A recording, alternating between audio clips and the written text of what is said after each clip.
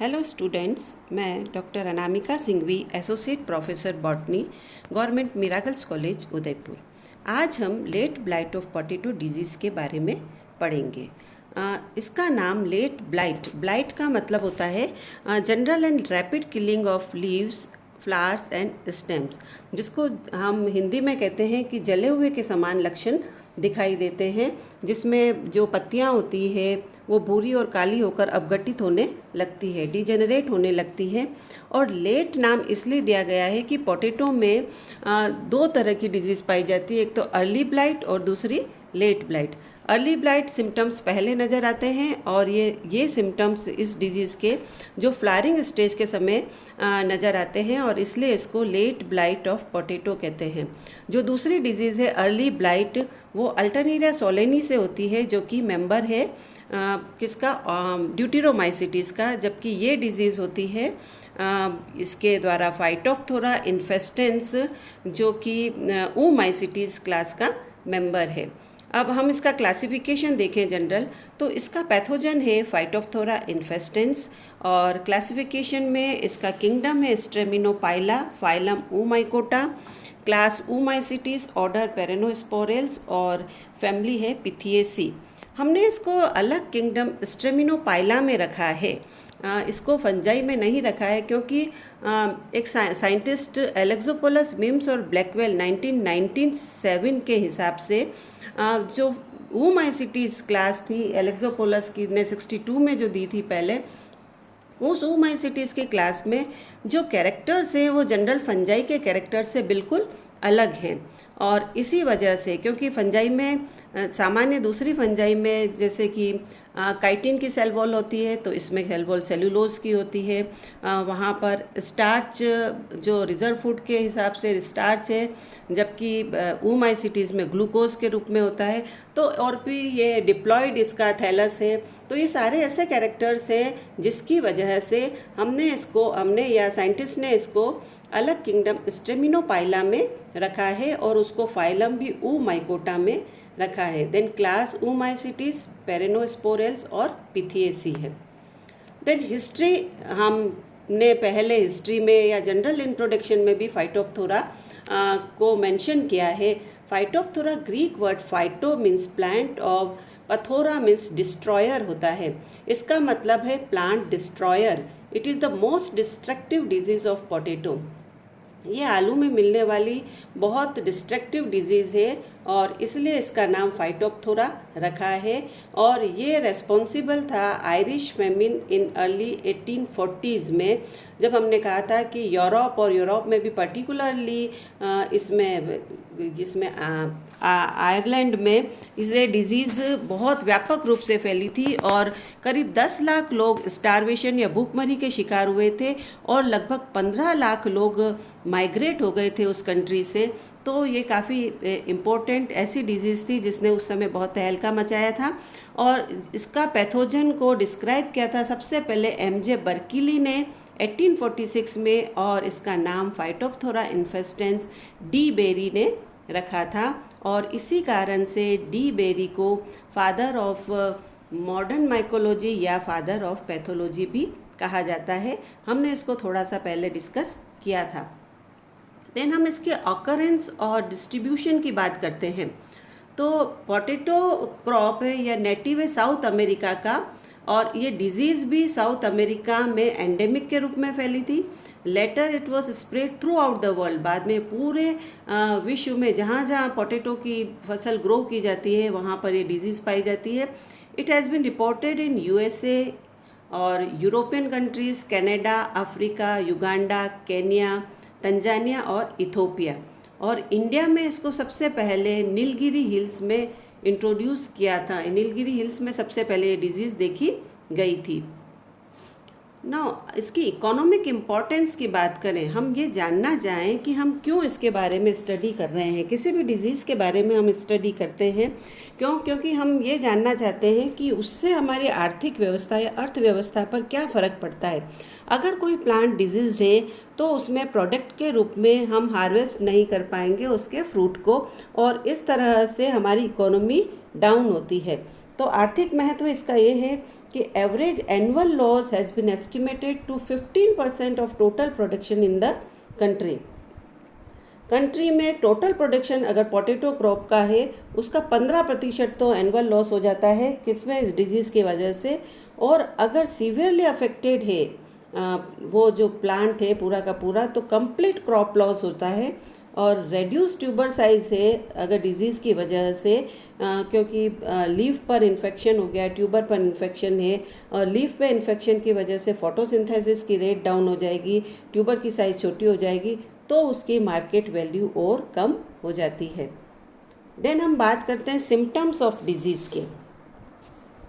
तो हम यहाँ पर दिखा रहे हैं कि ये सिम्टम्स देखिए, दो इसकी लीफ पर लोअर सरफेस पर, लोअर एपिडर्मिस में सिम्टम्स नज़र आ रहे हैं, प्लस फ्रूट पर ये सिम्टम्स हैं, ये लोअर एपिडर्मिस में और फ्रूट पर इसके लक्षण दिखाई दे रहे हैं। Symptoms appear late in the season at the flowering stage. Flowering stage पर लेट सिम्टम्स अपीयर होते हैं और इसीलिए इस डिजीज़ का नाम late blight of potato disease है। और ब्राउन स्पॉट्स लीव्स और स्टेम्स पर मिलेंगे। The spots grow fast in the favourable conditions. जो फेवरेबल कंडीशंस है यानी कि low temperature below 22 degree centigrade और हाई ह्यूमिडिटी अबाउ 90% अगर अवेलेबल है तो ये डिजीज़ बहुत तेज़ी से फैलती है। और during cool and humid weather, ठंडा और आर्द्र वातावरण अगर है तो स्पोरेंजियोफोर इमर्ज आउट होते हैं through stomata on the lower surface of the leaves and form sporangia. तो ये इसके सिम्टम्स हैं जिसमें कि लोअर सरफेस ऑफ लीव्स पर ब्राउन ब्राउन स्पॉट्स नज़र आते हैं और ये स्पॉट्स बहुत फास्ट ग्रो करते हैं अगर कंडीशंस फेवरेबल है, टेम्परेचर लो है, ह्यूमिडिटी हाई है तो। और फिर स्पोरेंजियोफोर से स्पोरेंजिया बाहर निकलेंगे लोअर सरफेस से।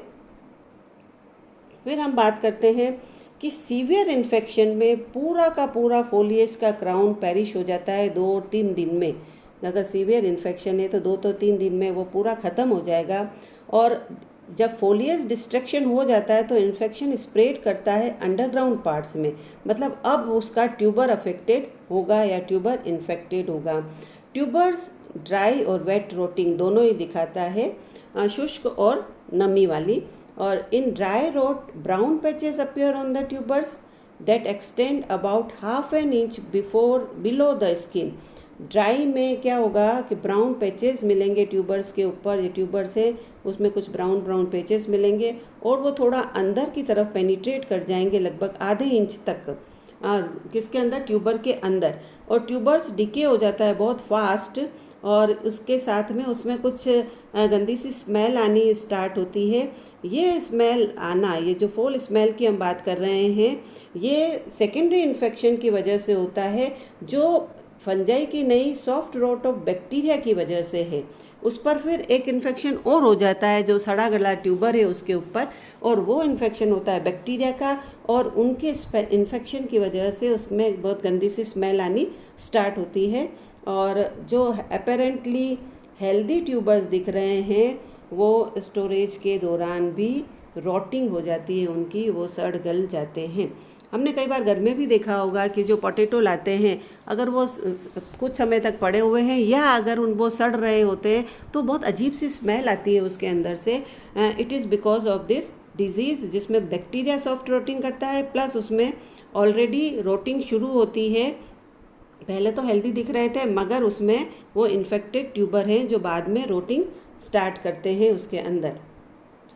अब हम ये डिजीज़ साइकिल की बात करें, डिजीज़ साइकिल या रोग चक्र क्या होता है, तो हम देख रहे हैं कि infected tubers of the previous season में जो ट्यूबर्स हैं वो हमने क्रॉप हार्वेस्ट कर ली है, अब उसके पहले वाले सीज़न में जो ट्यूबर्स हैं वो इन्फेक्टेड हैं और वो फील्ड में पड़े हुए हैं या स्टोरेज में है, कोल्ड स्टोरेज में रखे हुए हैं, उनको वो सर्व करता है। जब भी फसल ग्रो की जाती है तो वो प्राइमरी इनोक्यूलम के रूप में सर्व करता है। और फिर ये देखिए जब आपने आलू ग्रो कराए हैं तो ये जब उसमें से सीडलिंग बाहर निकलेगा वो जर्मिनेट करता है पूरा का पूरा प्लांट बाहर निकलता है। तो उसमें अगर कोल्ड और ह्यूमिड एनवायरमेंटल कंडीशन है तो ट्यूबर्स से स्पोरेंजियोफोर और spores are formed on infected tubers, और ये डिस्पर्स्ड होते हैं विंड और सॉइल वाटर के द्वारा और फिर दूसरे हेल्दी लीव्स पर अटैक करते हैं। और इसमें जो स्पोरेंजिया बनता है ये स्पोरेंजिया लेमन शेप्ड है, जिसमें आगे की तरफ बीक है, ये बीक्ड लेमन शेप्ड स्पोरेंजिया है। अब ये स्पोरेंजिया का डिपेंड करता है कि अगर फेवरेबल एनवायरमेंटल कंडीशन है तो स्पोरेंजिया क्या करेगा, जू स्पोर्स बनाएगा। एनवायरमेंटल कंडीशन फेवरेबल है तो इसमें से जू स्पोर्स बनते हैं। जू स्पोर्स किडनी शेप्ड जू स्पोर्स बनते हैं, बाइफ्लैजिलेटेड जू स्पोर्स हैं, एक टिंसेल है और दूसरा विप्लैश है। ये जू स्पोर्स बाद में जर्म थोड़ी समय एंसिस्टेड रहते हैं, मतलब अपने चारों तरफ एक वॉल सिक्रीट करते हैं और फिर जर्म ट्यूब से जर्मिनेट करके लीफ के अंदर इंटरसेल्युलरली ग्रो करते हैं। और अगर एनवायरमेंटल कंडीशन फेवरेबल नहीं है तो स्पोरेंजिया डायरेक्ट कोनिडिया के जैसे, अगर एनवायरमेंटल कंडीशन फेवरेबल नहीं है तो स्पोरेंजिया एक्ट करेगा डायरेक्ट कोनिडिया के जैसे और जर्मिनेट कर जाएगा एप्रीसोरियम के द्वारा, अंदर लीफ में इन्फेक्शन क्रिएट करता है। और फिर इस तरह से ये जो जू स्पोर्स हैं और या कोनिडिया हैं ये इन्फेक्शन करते हैं ट्यूबर्स को भी और प्लस ऊपर की लीफ की पूरी सरफेस को, और फिर सेकेंडरी इन्फेक्शन स्टार्ट हो जाता है जब तक कि इन्फेक्शन सब तरफ नहीं फैल जाए या जब तक कि क्रॉप सीजन ख़त्म नहीं हो जाए। तो इस तरह से ये डिजीज़ साइकिल चलती रहती है और इस पूरे डिजीज़ साइकिल में इन्फेक्शन होगा। इसमें स्पेशल टाइप ऑफ स्पोरेंजिया है, लेमन शेप्ड बीक स्पोरेंजिया है और प्राइमरी इनोक्यूलम के रूप में इन्फेक्टेड ट्यूबर्स एक्ट करते हैं। और या फिर किसी कोलेटरल होस्ट के ऊपर भी अगर स्पोरेंजिया जिंदा है तो भी वो इन्फेक्शन कोज करता है नेक्स्ट सीजन में। और ये डिज़ीज़ जो पोटैटो में हो रही है, पोटैटो में प्लस टोमेटो में भी ये डिज़ीज़ इतनी ही सीवियरली होती है। तो पोटैटो और टोमेटो की डिज़ीज़ है ये। देन डिजीज़ मैनेजमेंट की बात करें, हम डिजीज़ हम कितनी भी स्टडी कर लें, डिजीज़ का उपयोग तब तक नहीं होगा या उसको पढ़ना या उसकी स्टडी करना हमारे लिए तब तक फ्रूटफुल नहीं होगा जब तक कि हम उस डिज़ीज़ को मैनेज करना स्टार्ट नहीं करें। डिजीज़ मैनेजमेंट का मतलब है जब तक कि हम उसको कंट्रोल करने के तरीके नहीं सीख जा पाएँ, क्योंकि डिज़ीज़ स्टडी करने का एक मूल उद्देश्य यही है कि हम चाहें कि डिज़ीज़ कैसे फैलती है, डिज़ीज़ साइकिल क्या है, कौन सा एनवायरनमेंट उसका फेवरेबल है, कौन सा एनवायरनमेंट फेवरेबल नहीं है, और उसको हम किस तरह से मिनिमम लॉस हो डिज़ीज़ की वजह से और उसको कंट्रोल किया जा सके। तो इसमें कल्चरल प्रैक्टिसेस की बात करते हैं हम अगर, तो कल्चरल प्रैक्टिसेस में elimination of primary source of inoculum का एलिमिनेशन किया जा सकता है। इसका मतलब क्या हुआ कि जो इन्फेक्टेड ट्यूबर्स और सीड्स हैं उनको हम बोए नहीं, जो ट्यूबर्स या सीड्स हैं वो डिज़ीज़ फ्री होने चाहिए और हमको रिलायबल सोर्सेज से उसको प्राप्त करना चाहिए। तो अगर जब हम उसको बोएंगे तो डिज़ीज़ का जो प्राइमरी इनोक्यूलम है, सोर्स ऑफ इनोक्यूलम, वो ख़त्म हो जाएगा। दूसरा, हम उसको अगर डिजीज़ हो गई है तो केमिकल कंट्रोल से उसको बचा सकते हैं। जो प्रोटेक्टिव फंजीसाइड्स हैं उसको हम यूज़ कर सकते हैं इसमें। तो ये प्रोटेक्टिव फंजीसाइड्स रिकमेंड किया जाता है ब्लाइट कास्ट से। ब्लाइट कास्ट एक डिजीज़ फोरकास्टिंग कंप्यूटराइज सिस्टम है और उसमें ये बताते हैं कि इस कौन से केमिकल्स इस डिज़ीज़ को कंट्रोल करने के लिए उपयोगी हैं और कब किस केमिकल का किस कॉम्बिनेशन के साथ में स्प्रे करना है। तो ये एक बहुत इम्पोर्टेंट केमिकल कंट्रोल मेजर होता है जो ब्लाइटकास्ट या कंप्यूटराइज्ड फोरकास्टिंग सिस्टम के द्वारा हमको रिकमेंड किया जाता है, जिसकी सिफारिश की जाती है। उसके अलावा अर्ली स्प्रे अगर हम करते हैं मेटालेक्साइल का बिफोर अपीयरेंस ऑफ सिम्टम्स, हम ये मानते हुए कि इसमें सिम्टम्स हो सकते हैं और इस केमिकल का अर्ली स्प्रे करते हैं वीकली इंटरवल में, तो भी हम डिजीज़ को कंट्रोल कर सकते हैं। मगर इस केमिकल को it should be handle with care, तो इसको मिनिमम यूज़ करें तो ही अच्छा है, क्योंकि एक तो हमको ये पता ही नहीं कि वो डिजीज़ के सिम्टम्स अपीयर होंगे या नहीं होंगे, और अगर डिजीज सिम्टम्स अपीयर नहीं होते हैं और फिर इसका स्प्रे करना नुकसानदायक हो सकता है। देन बहुत इंपॉर्टेंट चीज़ है कि रेसिस्टेंट वेराइटीज़ को ग्रो किया जाए। तो रिसेंटली इंट्रोड्यूस रेसिस्टेंट वेराइटीज़ ये दो है, सर्पोमीरा एंड सर्पोएक्सोना। ये दो रेसिस्टेंट वेराइटीज़ है पोटैटो क्रॉप की, सर्पोमीरा एंड सर्पोएक्सोना। इनको अगर ग्रो किया जाए तो डिजीज़ किसी भी सूरत में नहीं होगी। Then genetically engineered potato variety produce की है सॉन्ग एट ओल ने 2003 में, और ये resistant to all known strains of pathogen है।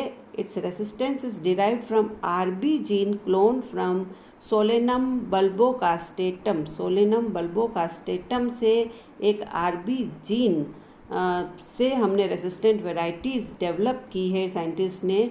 और ये जो सोलेनम बल्बोकास्टेटम एक वाइल्ड रिलेटिव है पोटैटो का, और इससे हम कंट्रोल कर पाए हैं। ये genetically engineered potato variety produce की गई है सॉन्ग एट ऑल को। अगर ये हम वो करते हैं, कल्टीवेट करते हैं या इसको ग्रो करते हैं, तो डिजीज़ में किसी भी तरह का प्लांट में किसी भी तरह के डिजीज़ के सिम्टम्स अपीयर नहीं होंगे, और प्लांट हमको ऐसा हेल्दी प्लांट मिलेगा जहाँ किसी भी तरह का ब्लाइट सिम्टम नहीं है। तो ये हमने अभी आज देखा है क्या, late blight of potato disease, जिसको आपको भी, अब कोई भी डिजीज़ अगर डिस्क्राइब करनी है तो इसी तरह से डिस्क्राइब करनी है। सबसे पहले पैथोजन, देन उसकी सिस्टमेटिक पोजीशन करनी है, फिर हमको उसके सिम्टम्स देखने हैं, क्या क्या सिम्टम्स किस तरह से अपीयर होते हैं, और फिर हम वापस एक बार देख लें इसको कि late blight of potato disease जिसका पैथोजन, फिर classification, then history, occurrence and distribution, economic importance, symptoms of the disease, and then disease cycle क्या है, कैसे कंप्लीट होता है, डिजीज़ का मैनेजमेंट कैसे करते हैं, और इस तरह से कंप्लीट होगी पूरी की पूरी डिजीज़ का डिस्क्रिप्शन। जो भी डिजीज़ हम डिस्क्राइब करेंगे आगे भी भविष्य में, या हम आपको जो प्रोजेक्ट प्रेजेंटेशन के लिए देंगे उसमें भी इसी तरह से कंप्लीट करना है। Thank you.